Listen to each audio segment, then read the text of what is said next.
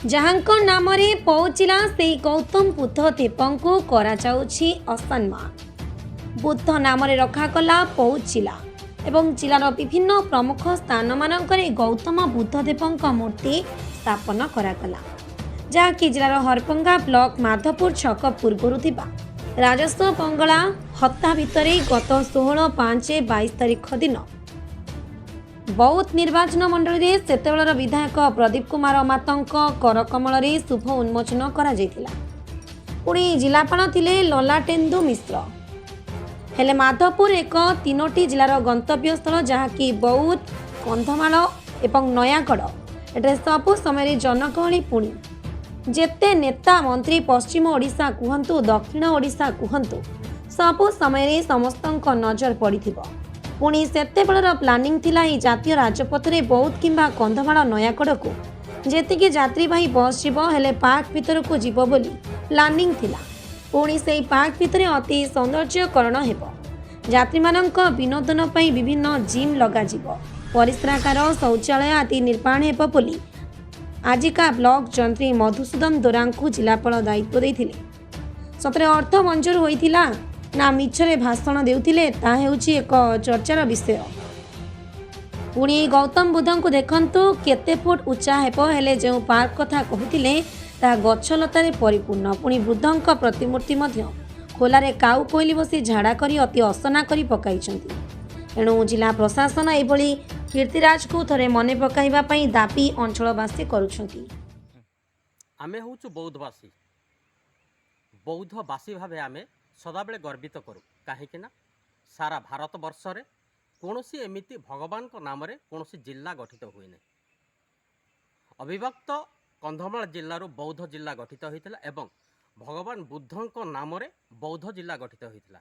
ଏବଂ ବୌଦ୍ଧ କୀର୍ତ୍ତି ରାଜିକୁ ଉଜ୍ଜୀବିତ କରିବା ପାଇଁ ତତ୍କାଳୀନ ଯିଏ ଥିଲେ ଜିଲ୍ଲାପାଳ ଶ୍ରୀଯୁକ୍ତ ଲଲାଟେନ୍ଦୁ ମିଶ୍ର ବୌଦ୍ଧ ଜିଲ୍ଲାର ପୂର୍ବ, ପଶ୍ଚିମ, ଉତ୍ତର ଏବଂ ଦକ୍ଷିଣ ଏବଂ ଜିଲ୍ଲାର ମଧ୍ୟ ଭାଗରେ ମଧ୍ୟ ବୁଦ୍ଧ କୀର୍ତ୍ତି ଏବଂ ବୁଦ୍ଧଙ୍କ ମୂର୍ତ୍ତି ସ୍ଥାପନ କରିଥିଲେ।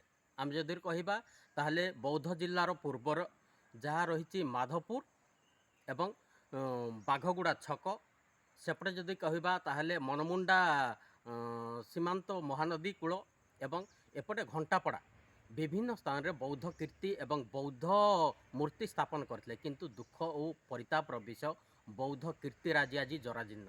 କେବଳ ମନେ ପଡ଼ନ୍ତି ବୁଦ୍ଧ ଜୟନ୍ତୀରେ ବୌଦ୍ଧ ଜିଲ୍ଲାରେ ବୁଦ୍ଧ। ଏହା ଏକ ଦୁଃଖ ଓ ପରିତାପର ବିଷୟ, କାହିଁକିନା ଯାହା ରହିଛି ମାଧପୁର ସ୍ଥାନରେ ଏହା ହେଉଛି ଯଦି କହିବା ତାହେଲେ 57 ନମ୍ବର ଜାତୀୟ ରାଜପଥ ସହିତ ଦକ୍ଷିଣ ଭାରତକୁ ଏହି ରାସ୍ତା ସଂଯୋଗ କରୁଛି ଏବଂ ମାଧପୁର ହେଉଛି ଏକ ପ୍ରମୁଖ ସ୍ଥଳୀ। ଯାତ୍ରୀମାନଙ୍କ ରହିବା ପାଇଁ ନା ଏଠି ରହିଛି ଯାତ୍ରୀ ବିଶ୍ରାମାଗାର କିମ୍ବା ଷ୍ଟ୍ରିଟ୍ ଲାଇଟ୍ର ବ୍ୟବସ୍ଥା କିମ୍ବା ଅନ୍ୟ ଯଦି କହିବା ତାହେଲେ ବସ୍ଷ୍ଟାଣ୍ଡ ଖଣ୍ଡେ ମଧ୍ୟ ନାହିଁ। ଯେତେବେଳେ ଯାତ୍ରୀ ଶୀତ କାକର ଖରାରେ ରାସ୍ତା ଉପରେ ଛିଡ଼ା ହେଉଛନ୍ତି ଏବଂ ବିଭିନ୍ନ ସମୟରେ ଦୁର୍ଘଟଣାର ଶିକାର ମଧ୍ୟ ହେଉଛନ୍ତି। ଏବଂ ଯେତେବେଳେ ତତ୍କାଳୀନ ଯିଏ ଥିଲେ ଜିଲ୍ଲାପାଳ ଲଲାଟେନ୍ଦୁ ମିଶ୍ରଙ୍କ ସହିତ ସେହି ସମୟର ମନ୍ତ୍ରୀ ପ୍ରଦୀପ ଅମାତ ଏହି ସ୍ଥାନକୁ ପରିଦର୍ଶନରେ ଆସିଥିଲେ ଏବଂ ବୁଦ୍ଧ ଯେଉଁ ମୂର୍ତ୍ତି ସ୍ଥାପନ କରାଯାଇଛି ତାହାର ଚତୁଃପାର୍ଶ୍ୱରେ ଏକ ବସ୍ଷ୍ଟାଣ୍ଡ ମଧ୍ୟ କରିବା ପାଇଁ ଏବଂ ବସ୍ ମଧ୍ୟ ଏହି ଜାଗାରୁ ଯିବା ଆସିବା ପାଇଁ ମଧ୍ୟ ସେମାନେ କିଛି ପ୍ରକଳ୍ପ ନିର୍ମାଣ କରିଥିଲେ। କିନ୍ତୁ ଏହି ପ୍ରକଳ୍ପ ଏବେ ନାଲି ଫିତା ତଳେ। ଅନ୍ୟପଟେ ଯଦି କହିବା ତାହେଲେ ମାଧପୁର ଅଞ୍ଚଳ ଏବେ ବିକାଶ ଖୋଜୁଛି, କାହିଁକିନା ଏହା ହେଉଛି ଏକ ଅଧ୍ୟୁଷିତ ଅଞ୍ଚଳ।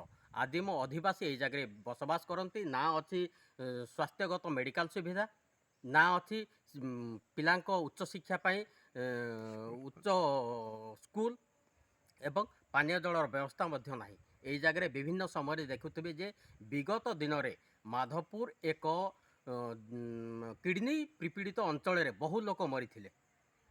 କିନ୍ତୁ ଆଜି ପର୍ଯ୍ୟନ୍ତ ନା ସରକାର ନା ଜିଲ୍ଲା ପ୍ରଶାସନ କେହି ଏହି କଥା ବୁଝିପାରୁନାହାନ୍ତି। ଏହା ହେଉଛି ଏକ ବୌଦ୍ଧ ଜିଲ୍ଲାର ଏକ ଦୁଃଖର ବିଷୟ ଏବଂ ବୌଦ୍ଧ କୀର୍ତ୍ତିରାଜିକୁ କାହିଁକି ଆଜି ଅବହେଳିତ କରିକି ରଖିଛନ୍ତି, ଏହା ହେଉଛି ପ୍ରଥମ ପ୍ରଶ୍ନ। ତେଣୁ ଜିଲ୍ଲା ପ୍ରଶାସନ କିମ୍ବା ଜିଲ୍ଲା ସଂସ୍କୃତି ବିଭାଗ ଏହା ଉପରେ ଦୃଷ୍ଟି ଦେଇ ସ୍ୱତନ୍ତ୍ର ଭାବେ ବୌଦ୍ଧ କୀର୍ତ୍ତିରାଜିକୁ उज्जीवित करने बौद्धर जो विभिन्न स्थान रे जो बुद्ध मूर्ति स्थापन कराଯାଇଛି ताहाकु सुरक्षा व्यवस्था सहित बुद्ध कीर्तिर मंडप निर्माण करबा यह जरूरी पड़ी।